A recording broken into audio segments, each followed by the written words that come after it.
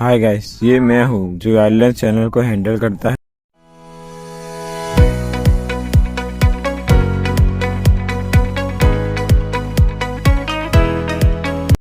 वैसे YouTube channel start करने के पीछे हर किसी का पैशन या ड्रीम या शौक होता है और उन लोगों में से मैं भी शामिल हूँ।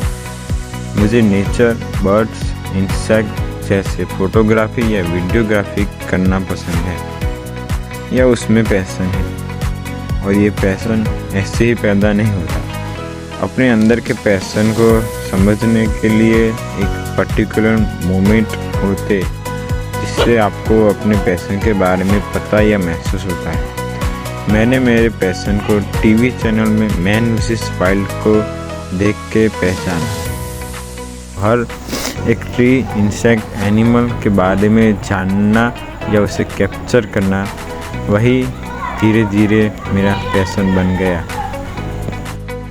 शुरुआत में कोई खास कैमरा नहीं था सिवाय SLR कैमरा के, और वो कैमरा भी सिर्फ टेम्पररी था। फिर मैंने अपना पहला फ़ोन लिया, Redmi Note 10 Pro Max। ये फ़ोन से मैंने अपनी वाइल्ड लाइफ फोटोग्राफी की बिगिनिंग स्टार्ट की, और ये रहे मेरे मोबाइल या SLR से लिए गए कुछ फ़ोटोज़। तो मेरी जर्नी को इन फ़ोटोज़ के ज़रिए एंजॉय करिए। Thank you for watching.